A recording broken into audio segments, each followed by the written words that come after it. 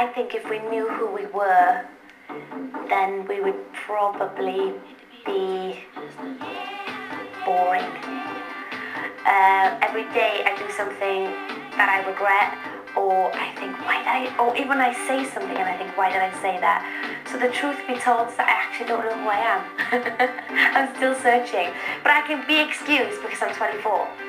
I just kind of decided to forget about, following that and just being natural and wearing things that felt right for me, And my dad has this very interesting saying that he says that the clothes don't make the man, that the man makes the clothes.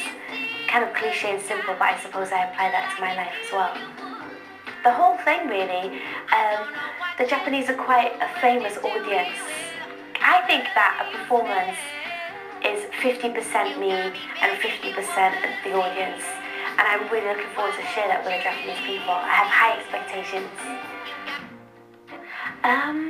It feels very thrilling, for want of a better words. I'm seeing places I never thought I would ever see. My family have never been to Tokyo. My family have never taken a flight, I think, more than about 3 hours to Europe. So I'm seeing places, and able to tell them about all these wonderful things that I'm seeing.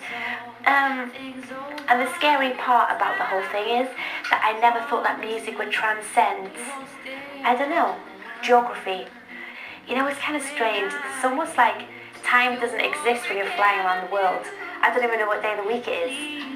When I started writing Rock Ferry, I was only a young girl, I think. I was 19 years old. I lived in a very rural part of the world, We didn't have a record store. We didn't have a cinema. We didn't have Tokyo Hands, to go in and buy whatever clothes we wanted. And so I didn't really have much else to think about other than music. And then as I got sort of into my 20s, I moved to London. I faced all these different experiences whilst making this record. So not only did I grow up from being a young girl to a woman, I was facing all these new things in cultural things. And so it was all quite scary and quite overwhelming. And so I think the record is about moving. It's about leaving things behind. It's about being strong. It's about looking forward. Well, at least it was for me at that time. I think it's just about excitement. Music is about excitement, if you look back over history, music represents so much, eras, decades, fashion, movements, political, social. And I hope that I can just play a part in music so that maybe if a kid buys my record in 50 years' time and is all dusty and he's like, who's this girl?